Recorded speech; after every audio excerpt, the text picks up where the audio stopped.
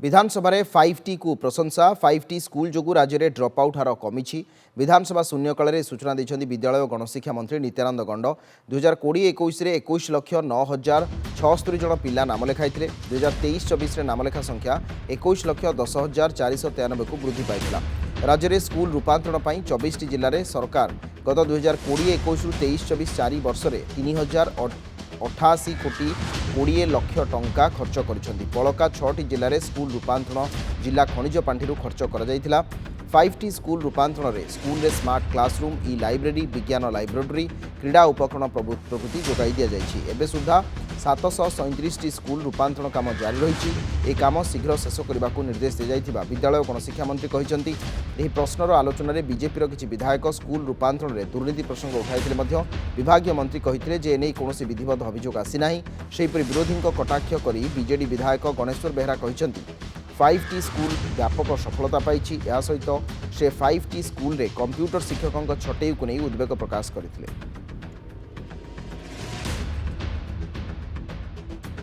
असाध्य मणे जाळस कर्मवीरता करे बस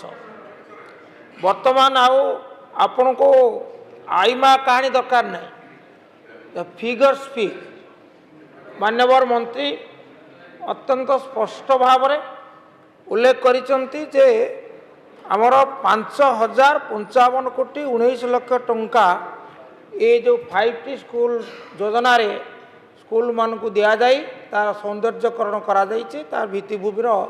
विस्तार करा जाइए ये निश्चित भाव में गोटे ईर्षणीय सफलता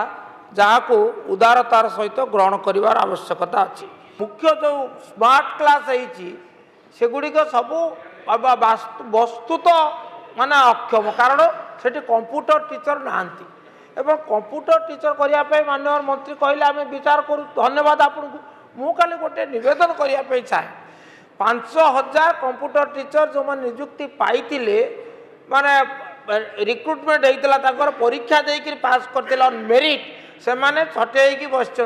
आपण 8,100 नुआ कंप्यूटर टीचर निजुक्ति दवाई गोटे निष्पत्ति कर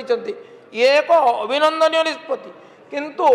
से जो 5,000 छटे हेले जो माने इच्छुक जेहेतु से माने अभिज्ञ तेणु से कथा विचार को नेले भल हम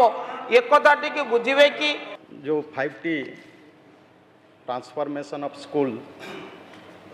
रे जहाँ जहाँ इक्विपमेंट गुड़ाक स्कूल मानक जोगाई दि जाइए वर्तमान जमती कि कहले कंप्यूटर वर्तमान कंप्यूटर पाए भी आमर एग्जिस्टिंग टीचर जो अच्छी से एग्जिस्टिंग टीचर को नहीं वर्तमान कंप्यूटर शिक्षा पिलामान को दिया होची आगामी दिन रे सरकार भी ऊपर चिंता करुछंती आगामी दिन रे निश्चय तार पाई व्यवस्था करा जिवो आउ मान्यवर विधायिका जो कहले निश्चय जो एनरोलमेंट कथा जदि चिंता करा जिवो 2021 रे आमर सेथिरे 2021 रे थिला 21 लक्ष 9,796 एवं 2023-24 रे 21 लक्ष 10,493 प्राय 697 एनरोलमेंट जो देखा ए ग्रोथ होती आउ आगामी दिन रे आम विभाग तरफ भी अनेक गुड़ाए निष्पत्ति भी होची जमती कि ड्रॉप आउट संख्या बढ़िबो नाही केमती ड्रॉप आउट कमिबो आ पाई भी आम विभाग चिंता करुछंती।